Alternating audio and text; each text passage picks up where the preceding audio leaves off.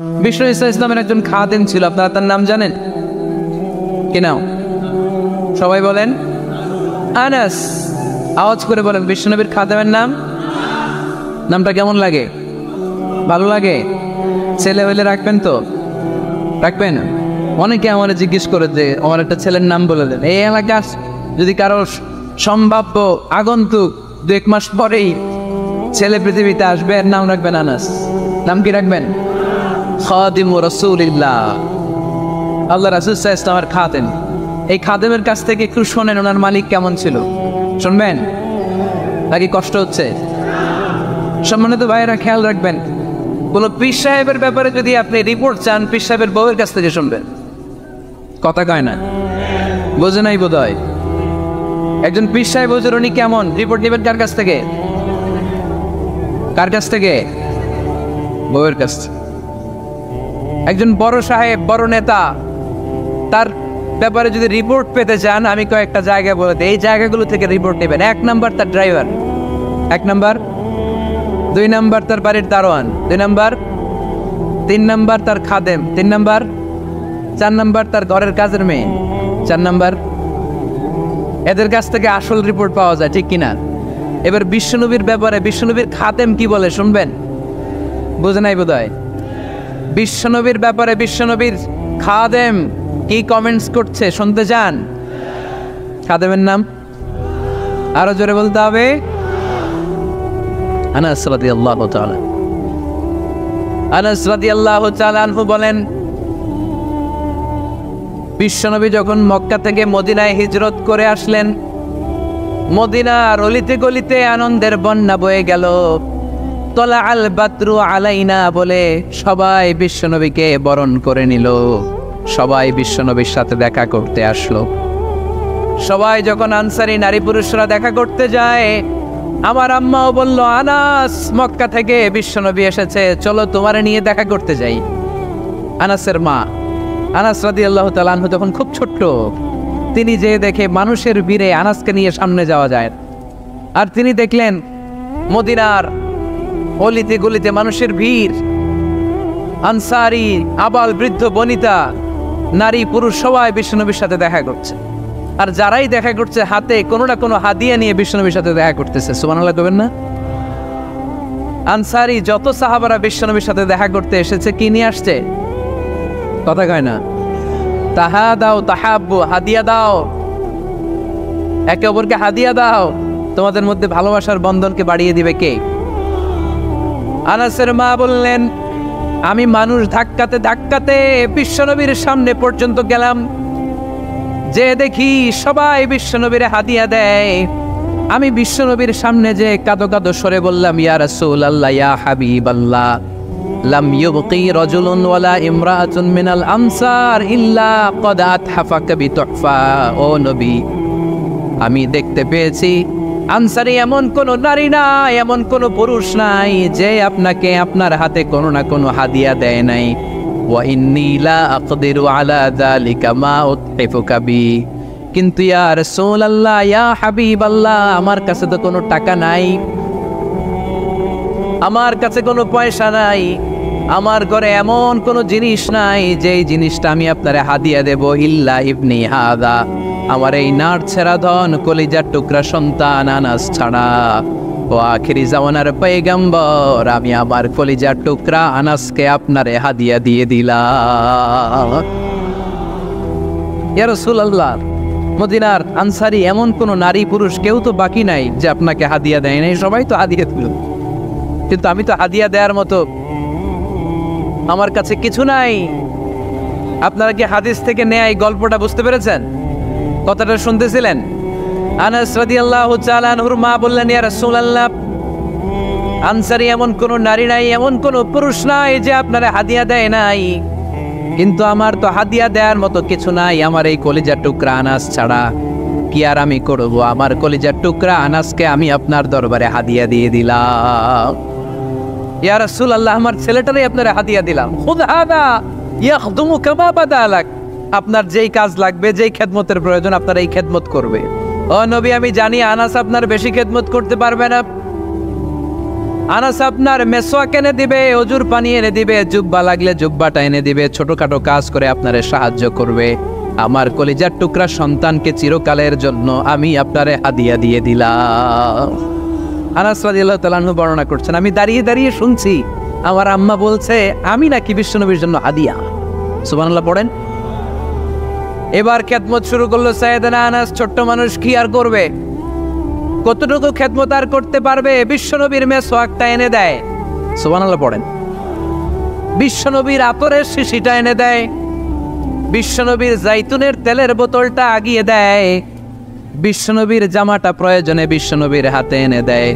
সাইয়েদনা আনাস বলেন, আমি 1 বছর নয়, 2 বছর নয়, 5 বছর নয়, 7 বছর নয়, 10 বছর বিশ্বনবীর খেদমত করেছি। ফামা দারাবানি, 10 বছরে একদিনও তিনি আমারে মারে নাই। সুবহানাল্লাহ। একদিন আমার গায়ে হাত তোলে নাই, হাত তোলা তো দূরের কথা, ওয়ালা সাব্বানি, কোনোদিন গালি দেয় নাই, ওয়ালা আবাসা আলা ওয়াজহি, কখনো বিরক্তি স্বরে ভ্রু কুচকে আমার দিকে বিশ্বনবী কোনোদিন তাকায় নাই। সুবহানাল্লাহ পড়েন। কোনোদিন আমার গায়ে হাত তোলে নাই। আরে হাত তোলা তো দূরের কথা, আমাকে ধমকি পর্যন্ত দেয় নাই। ধমকি দেয়া তো দূরের কথা, আমরা অনেক সময় বিরক্ত হয়ে ভ্রু কুচকাই না। এরকম বিরক্তি হইলে আমরা কারোর প্রতি বিরক্ত হলে কি হয়? কপাল ভ্রু কুচকে ওঠে, ঠিক কিনা? সাইয়েদনা আনাস বললেন কোনোদিন মারে নাই। খাদেম বলতেছে, খাদেম, বড় সাহেবের রিপোর্ট কার থেকে নিতে হয়?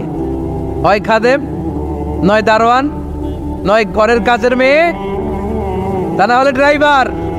বিশ্বনবীর খাদেম বিশ্বনবীর ব্যাপারে কি কমেন্ট করছে? মা সাব্বানি ওয়ালা জারাবানি ওয়ালা আবাসা ফি ওয়াজহি। এই 10 বছরের খেদমতের জিন্দেগিতে কোনোদিন বিশ্বনবী আমারে মারে নাই, গায়ে হাত তোলে নাই। আরে হাত তোলা তো দূরের কথা, একটা ধমকও দেয় নাই। আরে ধমক দেয়া তো দূরের কথা, বিরক্তির সুরে ভ্রু কুচকে আমার দিকে কখনো তিনি তাকায় নাই। চিল্লায় বলো সুবহানাল্লাহ। আর আজকে মাইক পেলে মানবতা, মানবাধিকারের কর্মী, কি সুন্দর কথা বলে, উইমেন রাইটস এর কথা বলে, শিশু শ্রম নিয়ে কথা বলে, আর বাড়িতে কাজের মেয়ের গায়ের মধ্যে খুন্তি, গরম খুন্তি পিঠের মধ্যে লাগিয়ে পিঠ ঝলসিয়ে দেয়। এরকম আছে না নাই? পত্রপত্রিকায় প্রায় দেখা যায় যে কাজের মেয়েদেরকে কি অত্যাচার করে। খুন্তি গরম করে করে চামড়ার মধ্যে লাগিয়ে স্কিন ঝলসে ফেলেছে, গ্রিলের মধ্যে বেঁধে রেখেছে, সময় মতো খাবার দেয় নাই, পিটিয়ে মাথার চুল কামিয়ে মাথা ন্যাড়া করে দিয়েছে। এরকম আছে না নাই? এরা মানবাধিকারের ঠিকাদার, এরা মানবাধিকারের কথা বলে।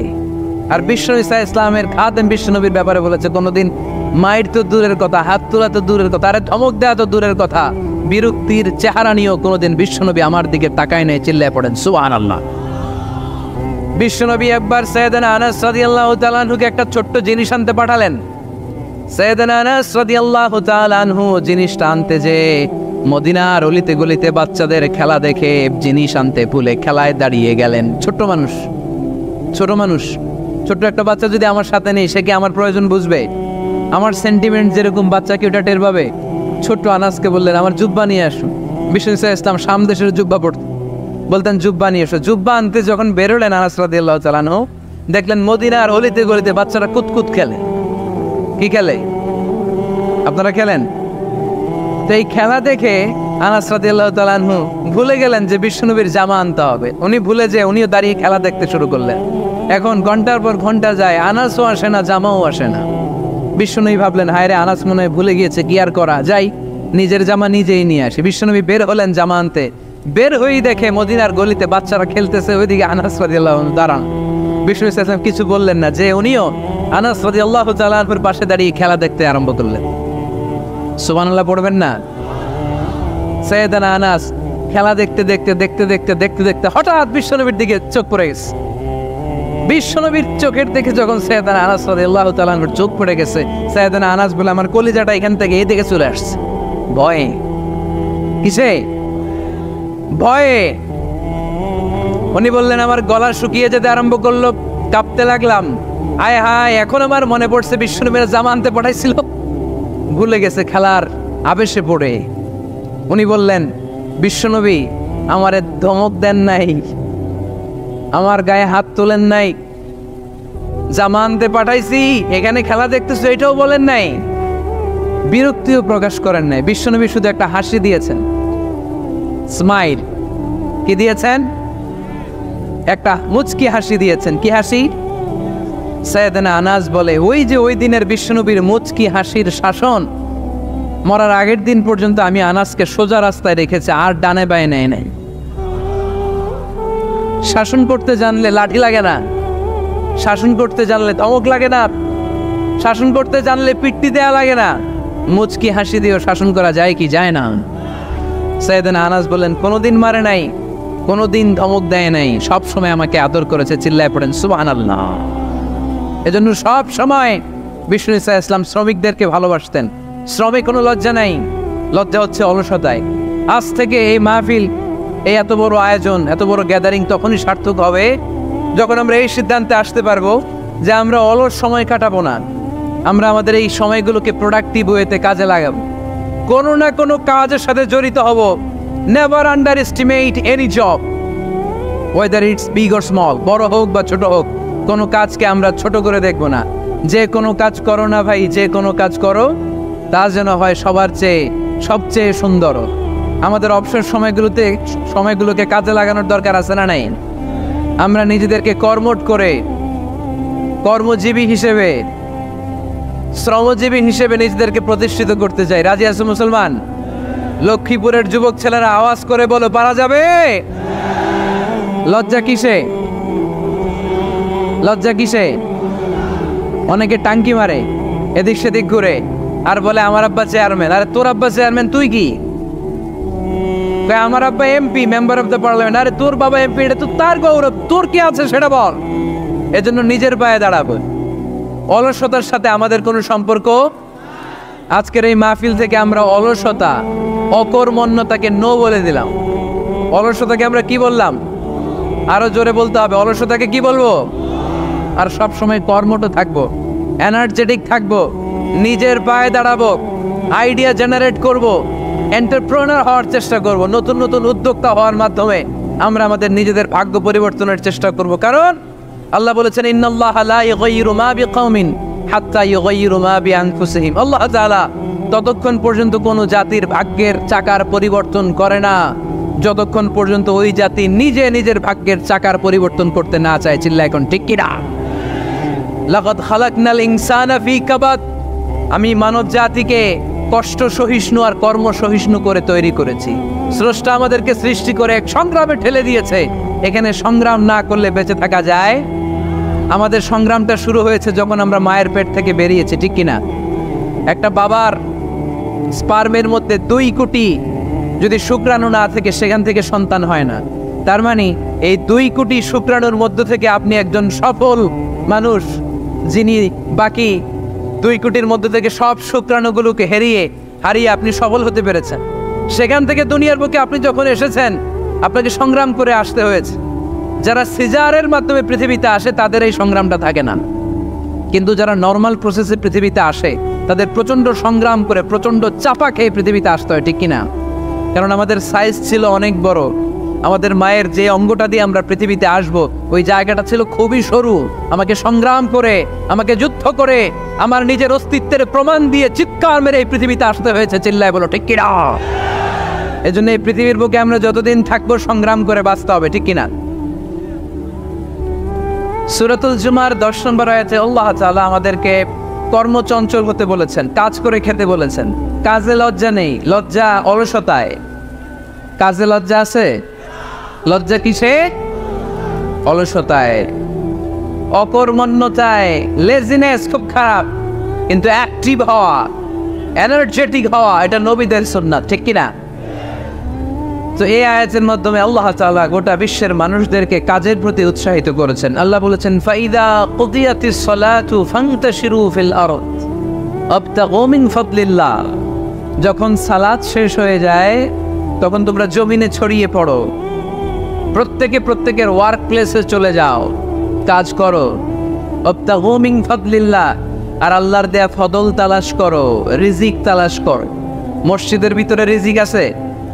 কথা কয় না। মসজিদে গেলে কি টাকা পাওয়া যায়? খাওয়া পাওয়া যায় না। খাবার উৎপন্ন করতে হয় মসজিদের বাইরে, এ জমিনে। মসজিদে গেলে রহমত পাওয়া যায়। মসজিদে গেলে কি পাওয়া যায়? এজন্য মসজিদে ঢোকার সময় আমরা কোন পা দিয়ে ঢুকি? আর কি পড়ি? আল্লাহুম্মা ইফতাহলি আবওয়াবা রাহমাতিক, আল্লাহুম্মা ইফতাহলি আবওয়াবা রাহমাতিক। আমরা বলি, হে আল্লাহ, আপনি আপনার রহমতের দরজা আমাদের জন্য খুলে দেন। সুবহানাল্লাহ পড়েন। এই দোয়া থেকে বোঝা গেল মসজিদে ঢুকলে কি পাওয়া যায়?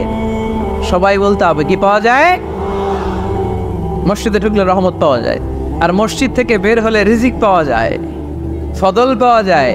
ফদল, ফদলের আরেক অর্থ হচ্ছে রিজিক। এজন্য মসজিদ থেকে যখন বেরোই কোন পা দিয়ে বেরোই? আর কি পড়ি? আল্লাহুম্মা ইন্নী আসআলুকা মিন ফাদলিক, হে আল্লাহ, আপনার কাছে আমি আপনার ফদল চাই, রিজিক চাই। এই ফদলের কথাই আল্লাহ কোরআনে বললেন, فَإِذَا قُضِيَتِ الصَّلَاةُ فَانْتَشِرُوا فِي الْأَرْضِ وَابْتَغُوا مِنْ فَضْلِ اللَّهِ وَاذْكُرُوا اللَّهَ كَثِيرًا لَعَلَّكُمْ تُفْلِحُونَ। সুবহানাল্লাহ পড়েন। আল্লাহ ডেকে বললেন, গোলাম, যখন সালাত শেষ হয়ে যায় জমিনে ছড়িয়ে পড়ো, মসজিদে বসে থেকো না। আদেশটা কার? সালাত যখন শেষ মসজিদে বসে থাকার দরকার নাই, জমিনের মধ্যে ছড়িয়ে ছিটিয়ে পড়ো। ওয়াবতাগু মিন ফাদলিল্লাহ, আমার ফদল তালাশ করো, আমার রিজিক তালাশ করো, বেশি বেশি আমাকে স্মরণ করো। সুবহানাল্লাহ পড়েন। তার মানে ইসলামের বিধান হচ্ছে, যখন সালাতের সময় হবে আপনি মসজিদে যাবেন, আবার সালাত শেষ আপনি আপনার কাজে চলে যাবেন। when you are done with your salah, spread out to your workplace, কাজ শেষ তো আপনার কর্মস্থলে চলে যান। এটা হচ্ছে ইসলামের নিয়ম। নামাজের আজান যখন হবে সবাই মসজিদে ঢুকবে, সালাম ফিরিয়ে নামাজ শেষ সবাই মসজিদ থেকে বের হয়ে যাবে। শিক্ষক চলে যাবে স্কুলে, কৃষক চলে যাবে ফসলের খেতে, ব্যবসায়ীরা চলে যাবে শপিং মলে, মেম্বার অব দ্য পার্লামেন্ট চলে যাবে সংসদ ভবনে। যে যার কাজের মধ্যে সে তাড়াতাড়ি ইনভলভ হয়ে যাবে। সালাত শেষ, কাজে ঝাঁপিয়ে পড়ো। আদেশটা কার? তাহলে ইসলামে ইবাদতের অ্যাটিটিউডটা বুঝতে পারছেন? কাজের সময় কাজ, নামাজের সময়, আওয়াজ করে বলেন, কাজের সময়, নামাজের সময়। সুন্দর হয়েছে না বিষয়টা? ফাইদা কুদিয়াতিস সালাতু ফান্তাশিরু ফিল আরদ, যখন তোমাদের সালাত শেষ তখন জমিনে ছড়িয়ে পড়ো। জমিনটাকে আল্লাহ আমাদের জন্য উর্বর বানিয়েছেন। জমিনে বীজ রোপণ করে দিলেই এখানে ফসলের ব্যবস্থা করে দেয় কে? ওয়াল্লাযী জাআলা লাকুমুল আরদা যালুলান ফামশু ফি মানাকিবিহা ওয়া কুলু মির রিজকি ওয়া ইলাইহিন নুশুর। তিনি তো এমন সত্তা যিনি তোমাদের জন্য জমিনটারে ফ্ল্যাট বানিয়ে দিয়েছেন, সমতল বানিয়ে দিয়েছেন। এই জমিনের অলিতে গলিতে, বনে বাদারে, রাস্তায়, সাগরে, পাতালে, পাহাড়ে, বিভিন্ন জায়গায় তোমরা ঘুরে বেড়াও, সেখানে যে আমি আল্লাহর রিজিক তালাশ করো। সুবহানাল্লাহ। এই জমিনটাকে আল্লাহ সাহালাতুল মাসালেক, চলার জন্য সহজ বানিয়ে দিয়েছেন, ফ্ল্যাট। বিমান থেকে এটা খুব সুন্দর দেখা যায়, জমিনটা খুব ফ্ল্যাট দেখা যায়, সমতল। এই সমতল হওয়ার কারণে এখানে চাষাবাদের সুযোগ সুবিধা করে দিয়েছে কে?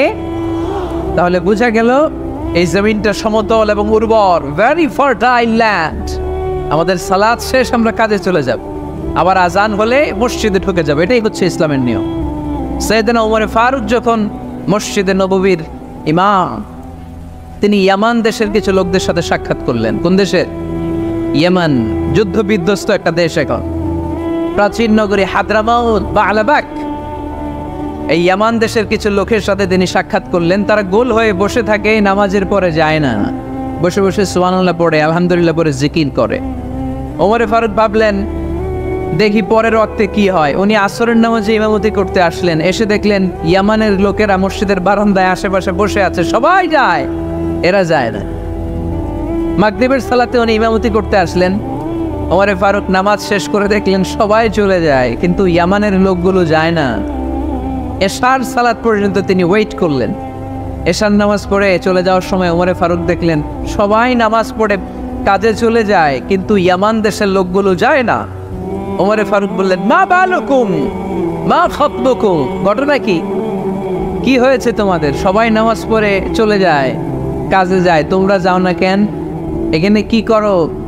ইয়ামানিরা বলতে শুরু করলো, নাহনু আল মুতাওয়াক্কিলুনা আলাল্লাহ, আমরা এখানে আল্লাহর উপর তাওয়াক্কুল করে বসে আছি। উমরে ফারুক অবাক হলেন, আনতুম আল মুতাওয়াক্কিলুনা ফিল্লাহ, তোমরা আল্লাহর উপর তাওয়াক্কুল করে বসে আছো? তো এই যে সারাটা দিন খাপটি মেরে এখানে বসে থাকলে তোমাদের খাবার আসে কোত্থেকে? উপার্জন হয় কি করে? ইনকাম আসে কোত্থেকে? রুজি রুটি হয় কোত্থেকে? ইয়ামানি লোকগুলো বললো, আমরা এখানে বসে বসে জিকির করি, তেলাওয়াত করি, বুজুর্গের মতো বসে থাকি। আমাদের বুজুর্গিয়া জিকির দেখে আশেপাশের লোকেরা এসে আমাদেরকে খাবার দিয়ে যায়। উমরে ফারুক বললেন, সর্বনাশ, তাইলে তো তোমরা আল মুতাওয়াক্কিলুনা ফিল্লাহ নও, তোমরা হচ্ছে আল মুতাওয়াক্কিলুনা আলা বা'দিকুম বা'দা, একে অপরের উপর নির্ভরশীল। যারা প্লেটে করে খাবার নিয়ে আসে তোমরা তাদের উপর তাওয়াক্কুল করছো, কারণ তারা যদি প্লেট ভরে খাবার নিয়ে আসে তোমাদের পেটে কোনো দানা পানি পড়বে না। তোমরা আল্লাহর উপর মুতাওয়াক্কিলুনা আলাল্লাহ নও, তোমাদের সাধ্যের সবটুকু করার পরে তারপরে তোমরা তাওয়াক্কুল করবে। কি সুন্দর ইসলাম! এক সাহাবী বললেন, ইয়া রাসূলুল্লাহ, আমি উটে চড়ে এসেছি, তো আপনি তো আমাদেরকে তাওয়াক্কুলের ওয়াজ করেছেন, আমি উটের রশিটা গাছের মধ্যে না বেঁধে যদি শুয়ে থাকে আল্লাহর উপর তাওয়াক্কুল করে, উটটা থাকবে না? বিশ্বনবী বললেন, না, তোমার উট থাকবে না, আগে রশি দিয়ে উটটা বাঁধো, ইয়াকিলহা সুম্মা তাওয়াক্কাল আলাল্লাহ, আগে টাইট করে রশি দিয়ে গাছের সাথে উটের রশিটা বাঁধো, এরপর আল্লাহর উপর তাওয়াক্কুল করো। এইটার নাম তাওয়াক্কুল। চিল্লায় বলেন ঠিক কি না? আপনার পার্টটা আপনার করতে হবে, আপনার যে রোল, এই রোলটা প্লে করতে হবে। আপনার সর্বোচ্চটুকু করার পরে আমরা তাওয়াক্কুল করি একজনের উপর। চিল্লায় বলেন তিনি কে?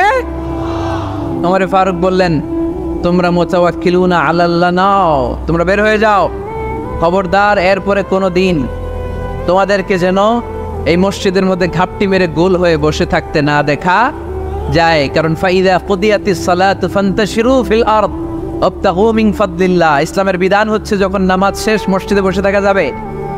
চিল্লায় বলেন বসে থাকা যাবে? যাবে না। সর্বোচ্চটুকু করে তারপরে আপনাকে বের হয়ে যেতে হবে। প্রতিদিন সকালবেলা পাখির বাসা থেকে দেখবেন পাখিগুলো খালি পেটে বের হয়ে যায়। আপনাদের এই এলাকায় পাখির বাসা আছে? কি পাখির বাসা আছে? হ্যাঁ, সব পাখি আছে। তো সকালবেলা দেখবেন পাখির বাসা থেকে পাখিগুলো খালি পেটে বের হয়ে যায়। বিকেল বেলায় পাখিগুলোর ওদর ভর্তি করে, পেট ভর্তি করে আবার পাখির নিড়ে ফিরিয়ে দেয় কে? কারণ পাখিগুলো তাওয়াক্কুল করেছে কার উপর? পাখিগুলো তাওয়াক্কুল করে যদি পাখির নিড়েই বসে থাকতো, ওদের পেটে খাবার আসতো? কথা বলেন।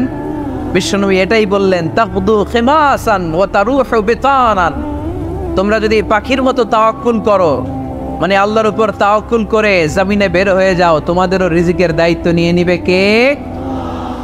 সকালবেলা প্রতিটা পাখি না খেয়ে বের হয়ে যায়।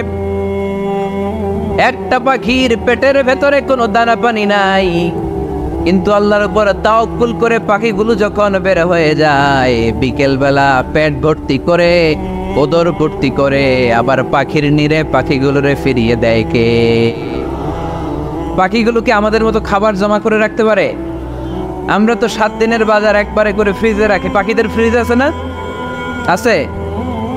আমাদের অতিরিক্ত টাকা হলে আমরা ব্যাংকে ব্যালেন্স করে রাখতে পারি, অ্যাকাউন্ট করে রাখতে পারি। পাখিরাও তো অ্যাকাউন্ট করে রাখে না? না, প্রতিদিন না খেয়ে বের হয়। কালকে ওই পাখিটা কি খাবে, কোন জায়গা থেকে তার রিজিকের ব্যবস্থা হবে আল্লাহ ছাড়া কেউ জানে। এটার নাম তাওয়াক্কুল। এটার নাম কি? আমাদের সাধ্যের, আমাদের ক্যাপাসিটি, আমাদের ক্যাপাবিলিটির সবটুকু করে আমরা তাওয়াক্কুল করি একজনের উপর। চিল্লায় বলেন তিনি কে? এজন্য ইসলাম আমাদেরকে শিখায়, সালাত যখন শেষ বের হয়ে যাও, কাজে নেমে পড়ো। কাজে কোনো লজ্জা নাই, পরিশ্রমে কোনো লজ্জা আছে? যিনি রিক্সা চালায় এতে তার কোনো লজ্জা আছে? দিনমজুর, কুলি, ঠেলা গাড়ি চালায়, ছোট্ট ব্যবসা করে, এতে কোনো লজ্জা আছে?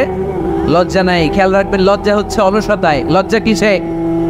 বিষ্ণু ঈসা ইসলাম বলেছেন, মা আকালা আহাদুন তুআমান কত্তু খায়রুম মিন আইয়াকুলা মিন আমালি ইয়াদি, নিজ হাতে উপার্জিত খাবারের চেয়ে, অর্থের চেয়ে শ্রেষ্ঠ খাবার পৃথিবীর কোনো মানুষ কোনোদিন ভক্ষণ করে নাই। চিল্লায় কোন সুবহানাল্লাহ। শ্রেষ্ঠতম খাবার নিজ হাতে উপার্জিত খাবার। ঘাম জড়িয়ে যে অর্থ উপার্জন করা হয়, যে ইনকাম করা হয়, এটা হালাল। আর হালাল খেয়ে দোয়া করলে কবুল করে কে? এজন্য খেটে খাওয়া মানুষ, শ্রমজীবী মানুষ আর মেহনতি মানুষদেরকে বিশ্বনবী খুব ভালোবাসতেন। তারা বিশ্বনবীর বন্ধু আর বিশ্বনবী ছিল তাদের বন্ধু। সুবহানাল্লাহ পড়েন। এত ভালোবাসতেন বিশ্বনবী খেটে খাওয়ার মেহনতি মানুষদেরকে। সব সময় বিষ্ণু ইসলাম তাদের জন্য দোয়া করতেন। এজন্য যারা খেটে খায় তারা কপালওয়ালা, তারা মুস্তাজাবুদ দাওয়া। তারা কি? মুস্তাজাবুদ দাওয়া মানে এমন ব্যক্তি যে ব্যক্তি দোয়া করতে দেরি হয় কিন্তু দোয়া কবুল হতে দেরি হয় না। আপনারা এখানে ব্যবসা করেন কে কে? দেখি তো, হাত তুলেন তো। ব্যবসা, মাশাআল্লাহ, অনেক ব্যবসায়ী আছে তো দেখি। আচ্ছা, হাত নামান। চাকরি করেন কে কে? চাকরি, চাকরিও তো অনেক করে দেখি, হাত নামান। প্রবাসী, ছুটিতে দেশে আসছেন। হুজুর আমি আছি, কই? আপনি দেখতে আসছেন? মাশাআল্লাহ। কোন দেশে থাকেন? সৌদি আরব। আলহামদুলিল্লাহ। সৌদিতে ভাল লাগে নাকি সৌদি স্বপ্নের দেশ, খাটতে খাটতে জীবন শেষ? ইনশাআল্লাহ। আচ্ছা, ইউনিভার্সিটির স্টুডেন্ট আছো কারা কারা দেখি? মাশাআল্লাহ, হাত নামাও। ক্লাস 5 থেকে ইন্টারমিডিয়েট পর্যন্ত পড়াশোনা করতেছো অথবা দাখিল আলিম পর্যন্ত, কারা কারা দেখি? মাশাআল্লাহ, হাত নামাও, হাত নামাও। একবারও যারা হাত তোলেন না এবার তারা হাত তোলেন। আন্নেরা কি করেন? হ্যাঁ, বেকার।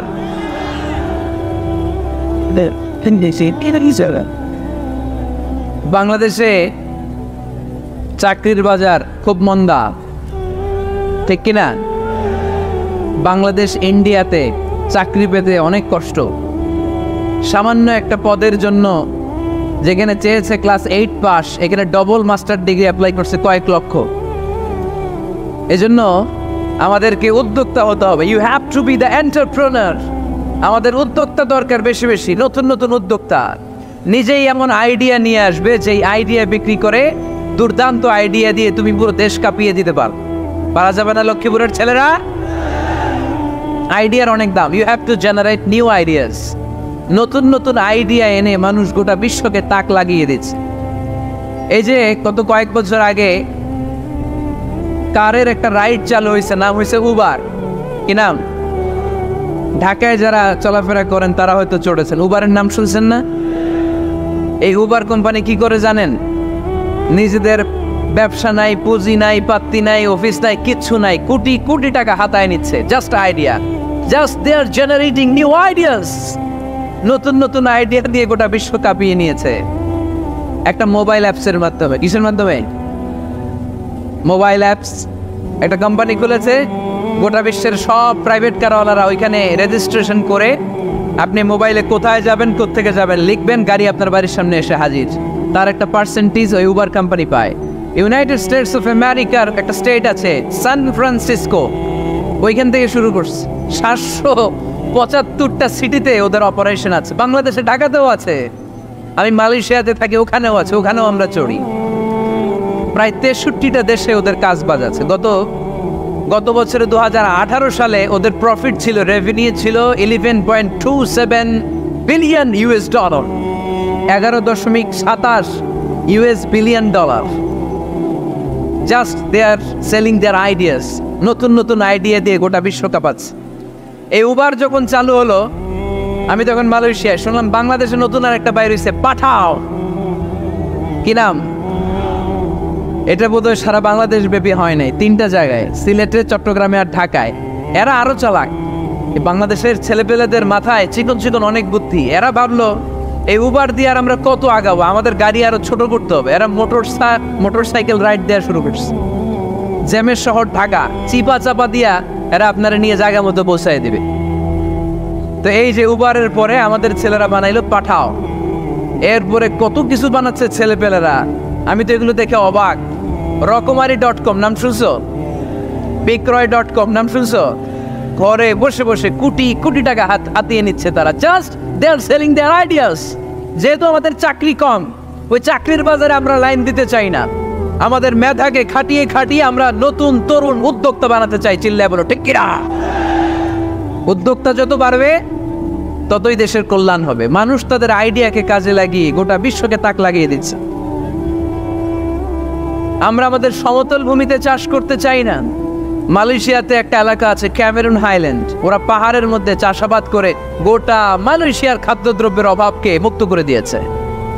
পাহাড়ের মধ্যে ওখানে ফুলের বাগান, ক্যামেরুন হাইল্যান্ড প্রায় 6000 ফিট উঁচু, প্রচন্ড ঠান্ডা। এই ঠান্ডা পাহাড়ে হিল ট্রাক্টস এরিয়াতে মালয়েশিয়ার এই ক্যামেরুন হাইল্যান্ডে ওখানে আছে ফুলের বাগান, আছে ফলের বাগান, আছে চায়ের বাগান, ওখানে মধুর চাষ হয়, ওখানে শাকসবজি চাষ হয়, ওখানে অনেক কিছু চাষাবাদ হয়। ওই ফলমূল শাকসবজি দিয়ে গোটা মালয়েশিয়ার 14টা স্টেটে যত শাক সবজি ফলমূল লাগবে ওরা আঞ্জাম দেয়। আর আমরা আমাদের সমতল ভূমিতে চাষ করতে চাই না। আমরা চাষাবাদকে খুব লজ্জা মনে করি, এটা ভুল আইডিয়া। আমাদের যে এলাকা যেই জিনিসের জন্য বিখ্যাত ওইটাকে আমাদের ব্র্যান্ডিং করতে হবে। লক্ষ্মীপুর কিসের জন্য বিখ্যাত? নারিকেল সুপারি। নারিকেল সুপারি যে পৃথিবীর কত মানুষ, ইন্দোনেশিয়ান লোকেরা মরির মতো খায় নারিকেল আর সুপারি। তো এইটারে আমাদের ব্র্যান্ডিং করতে হবে। যেই দেশে যেটা আছে, যেই এলাকা যেই পণ্যের জন্য বিখ্যাত ওইটা আমাদের ব্র্যান্ডিং করতে হবে। আমাদের আদমজির জুট মিল বন্ধ না? পাওয়ানি জুট মিল বন্ধ। আমাদের পাট শিল্পকে ধ্বংস করে দিয়ে ইন্ডিয়া এখন ওই কটনের পাঞ্জাবি বানায়, জুট কটনের পাঞ্জাবি। আছে না নাই? পুরা বাংলাদেশের মার্কেট এই জুট কটনের পাঞ্জাবি দিয়ে সয়লাভ। আমাদের বাংলাদেশের পাট দিয়ে যদি আমরা মিহি পাঞ্জাবি বানাতে পারতাম, গোটা বিশ্বকে, বিশ্ববাজারকে আমরা দখল করে নিতে পারতাম। ঠিক কিনা? এজন্য আমাদেরকে নতুন নতুন আইডিয়া জেনারেট করতে হবে।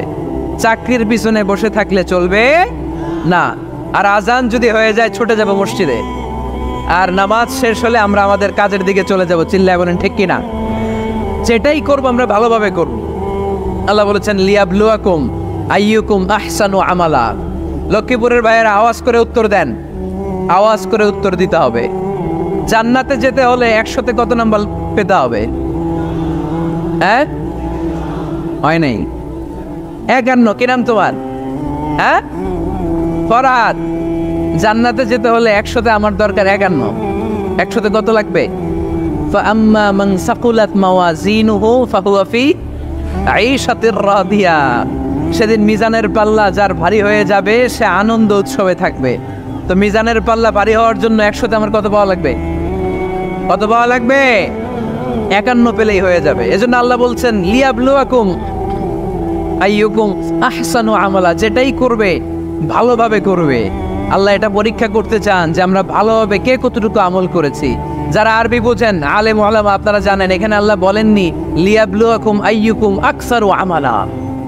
আল্লাহ এটা দেখতে চান যে তোমাদের মধ্যে থেকে কে বেশি আমল করে।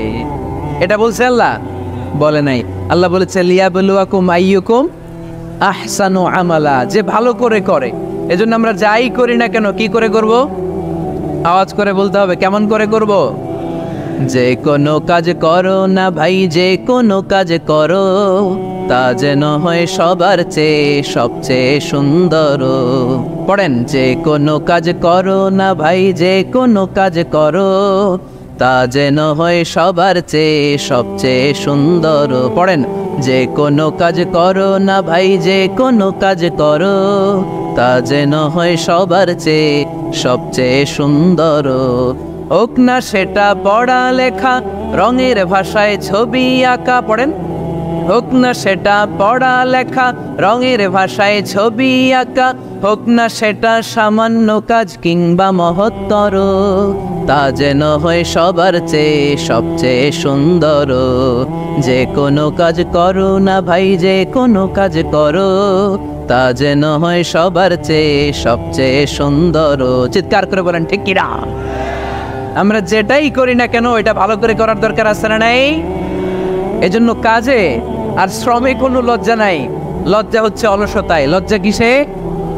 অলসতায়। বিষ্ণু ইসা ইসলামের কাছে এক সাহাবী এসে বলল, ইয়া রাসূলুল্লাহ আ'তিনি শাইআন, আপনি আমাকে কিছু দান করেন, আমার কিছুই নাই। বিষ্ণু বললেন, তোমার কিছু নাই? সাহাবী বললেন, ইয়া রাসূলুল্লাহ ঘরে আমার শুধু 2টি জিনিস আছে। কয়টা? চিল্লায় বলেন কয়টা? এক হচ্ছে একটা জামা, দুই হচ্ছে পানি খাওয়ার একটা জগ। বিশ্বনবী বললেন এই দুইটাই নিয়ে আস।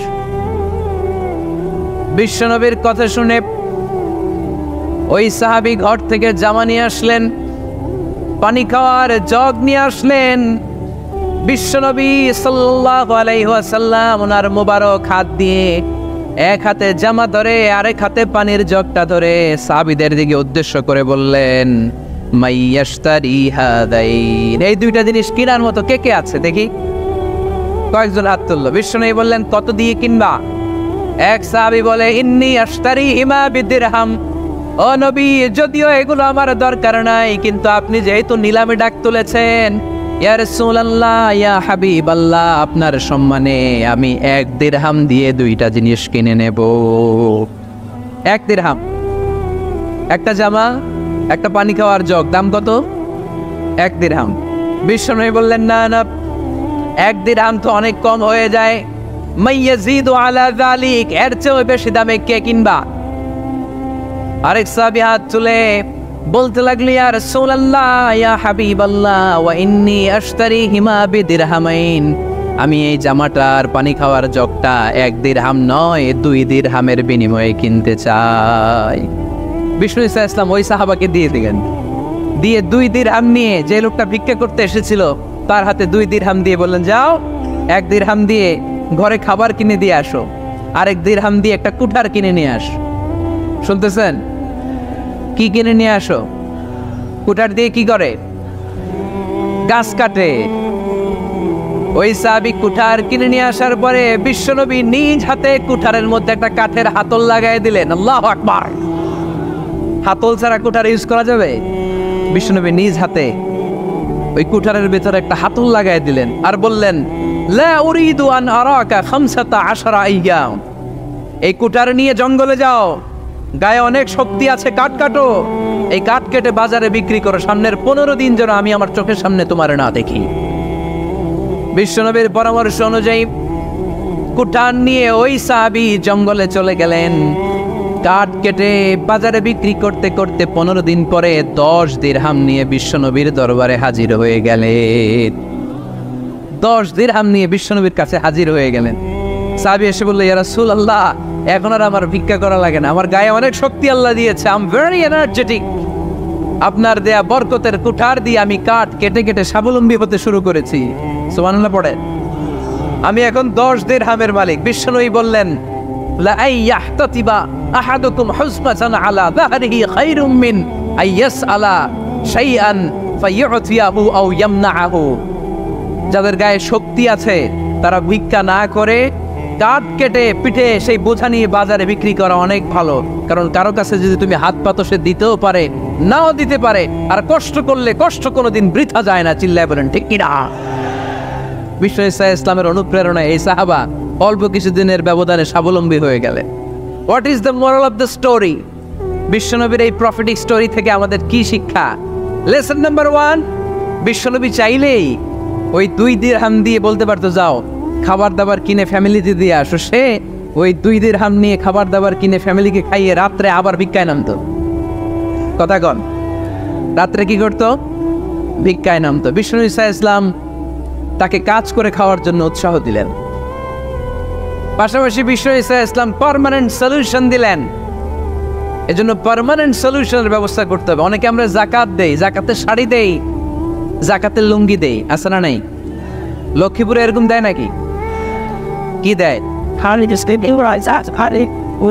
হ্যাঁ, গাড়ি, গাড়ি দেয়। শাড়ি না, যাকাতের শাড়ি, যাকাতের লুঙ্গি বলতে কোনো কথা ইসলামে নেই।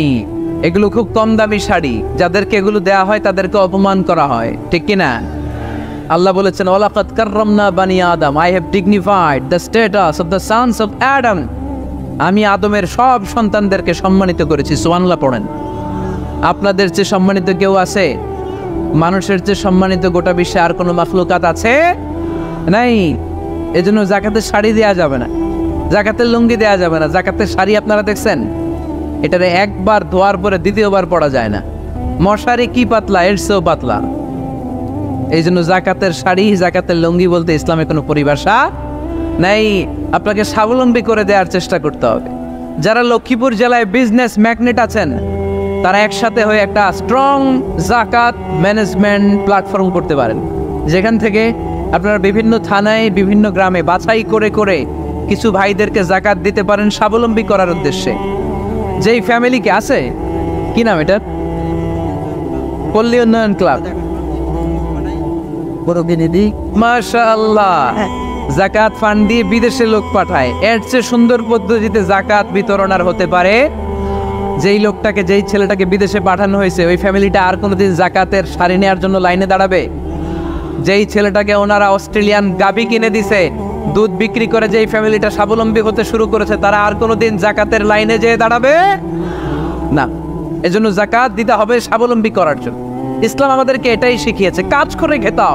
কাজে লজ্জা নেই, লজ্জা হচ্ছে অলসতায়। লজ্জা কিসে? আজকের আলোচনা থেকে এটা মুখস্থ করে নিতে হবে, কাজে লজ্জা নেই। লক্ষ্মীপুরের ইয়াংস্টারেরা শ্রমে লজ্জা নেই, পরিশ্রমে লজ্জা নেই, লজ্জা অলসতায়। লজ্জা কিসে? আরো জোরে। নবীরা কি এমনি এমনি বসে বসে খাইছে? কঠিন পরিস্থিতিতেও নবীরা পরিশ্রম করে উপার্জন করা লেগেছে, ঠিক কিনা? সাইয়েদনা মারিয়াম আলাইহিস সালাম, যার নামে আল্লাহ তাআলা কোরআনে একটা সূরা দিলেন, উনি পৃথিবীতে এমন একজন মহিয়সী নারী, যেই নারীর গর্ভে, যেই নারীর পেটের ভেতরে স্বামীর স্পর্শ ছাড়া সন্তান দিয়েছে কে? সাইয়েদনা ঈসা আলাইহিস সালাম পেটে আসলেন। মারিয়াম আলাইহিস সালাম লজ্জা পেলেন, আয় আয় কেমন করে এলাকাবাসীদের কাছে আমি আমার মুখ দেখাবো? বিয়ে করি নাই, স্বামী নাই, বিয়ে হয় নাই, স্বামী নাই, কিন্তু পেটে সন্তান চলে এসেছে, হায় হায় এলাকায় কেমনে মুখ দেখাবো? লজ্জায় পড়ে মারিয়াম আলাইহিস সালাম এলাকা থেকে চলে গেলেন। কি অবাক করা কাণ্ড! বাচ্চা ভূমিষ্ঠ হওয়ার জন্য, বড় হওয়ার জন্য 6 মাস 7 মাস লাগে নাই, পেটে বাচ্চা আসার সাথে সাথে বাচ্চাটারে বড় করে দিয়েছে কে? সাইয়েদাতুনা মারিয়াম আলাইহিস সালাম এবার বসে বললেন, বুঝতে আরম্ভ করলেন প্রেগন্যান্সির পেইন উঠেছে। হঠাৎ করে পেট থেকে বাচ্চা ভূমিষ্ঠ হয়ে যাওয়ার পরে উনি কাঁপতে আরম্ভ করলেন, ক্ষুধার চোটে, খাবার কিছু নাই, সামনে ঝর্ণা, উপরে একটা খেজুর গাছ। সাইয়েদনা ঈসা আলাইহিস সালামকে কোলে নিয়ে মারিয়াম আলাইহিস সালাম মনে মনে ভাবে, হায় রে, কেউ যদি একটু খেজুর পেড়ে দিত, এই ক্ষুধার মুহূর্তে আমি খেজুর খেয়ে পেটের ক্ষুধা নিবারণ করতাম। রব্বুল আলামিন মারিয়ামকে উদ্দেশ্য করে আয়াত নাজিল করে দিলেন, ওয়া হুজ্জি ইলাইকি বিজিযিন নাখলাতি তুসাকিত আলাইকি রাতাবান জানিয়া। কোরআন সাক্ষী, হুজ্জি ইলাইকি বিজিযিন নাখলা, এর মানে হচ্ছে মারিয়াম, কেউ পেড়ে দিবে না, একটু কষ্ট করে হাতটা উঁচু করে খেজুরের ডালা ধরে ঝাঁকুনি মারো, টসটসে কাঁচা পাকা খেজুর নিচের দিকে পড়বে, তারপর তুমি তুলে খাবে। সুবহানাল্লাহ পড়েন। আল্লাহ চাইলে অটোমেটিক্যালি কারামাত হিসেবে খেজুরগুলো নিচে ফেলতে পারতেন না? কথাগণ, খেজুরগুলো অটোমেটিক্যালি নিচের দিকে পড়ছে? পড়ে নাই। আল্লাহ শিক্ষা দিয়েছে, যেই পরিস্থিতিতে থাকো না কেন, তোমাকে শ্রম ব্যয় করে, কষ্ট করে তোমার উপার্জন করতে হবে, রিজিকের বন্দোবস্ত করতে হবে। চিল্লায় বলেন ঠিক কিনা? ইসলাম আমাদেরকে এটাই শিখিয়েছে, কাজে লজ্জা নাই। আবার বিশ্বনবী বললেন, ইন খামাতিস সাআ ওয়া ফি ইয়াদি আহাদিকুম ফাসিলাতুন, তোমাদের কারো হাতে যদি একটা চারা বীজ থাকে, সে যদি দেখে কিয়ামত হতে শুরু করেছে, ফা ইন ইসতাতাআ আইয়াগরিসাহা ক্বাবলা আন তাকুমাস সাআ ফালইয়াগরিসহা, কারো হাতে একটা চারা বীজ নিয়ত করেছে, চারা বীজটা রোপণ করবে, ইন দ্য মিন টাইম দেখলো কিয়ামত হতে শুরু করেছে, বিশ্বনবী বললেন, যদি তোমার সুযোগ থাকে কিয়ামত হওয়ার আগে চারা বীজটা রোপণ করে দাও। কথা বুঝতে পেরেছেন? আপনার হাতে একটা চারা বীজ, আপনি প্ল্যান করেছেন এই চারা বীজটা রোপণ করবেন, ইন দ্য মিন টাইম দেখলেন কি হওয়া শুরু হয়েছে, ইযা জুলজিলাতিল আরদু জিলজালাহা, দ্য বিগেস্ট আর্থকোয়েক, ভূমিকম্প শুরু হয়েছে, কিয়ামত হয়ে যাবে। বিশ্বনবী বললেন, কিয়ামত হইতেছে ওদিকে, আর তোমার হাতে যদি চারা বীজ থাকে, দেরি করো না, কিয়ামত তোমার কাছ পর্যন্ত আসার আগে সুযোগ পেলে চারা বীজটা রোপণ করে দাও। ইসলাম শিখিয়েছে শেষ নিঃশ্বাস পর্যন্ত তোমাকে লড়ে যেতে হবে। এই পৃথিবীতে কেউ কাউকে জায়গা করে দেয় না, জায়গা করে নিতে হয়। এই পৃথিবীটা, the life is not a bed of roses, এটা ফুল বিছানো কোনো ফুলসজ্জা নয়, এটা কণ্টকাকীর্ণ। কেউ আপনার স্পেস করে দিবে না, কেউ আপনাকে সুযোগ করে দিবে না। কেউ আপনার জায়গা করে দিবে না, বরং আপনি জায়গা করে নিলে টাইনা নিচে নামাবে। কথা বলেন। এজন্য কখনো অলসতাকে স্থান দেয়া যাবে। রসুল বাত্তালি দুঃখানু শয়তান, অলস মস্তিষ্ক শয়তানের আড্ডা। অলস যদি কেউ থাকে এটারে টেনে বেঁধে কাজে নামাবেন, পারা যাবে? আলহামদুলিল্লাহ লক্ষ্মীপুরে এরকম অলস ছেলে পেলে নাই।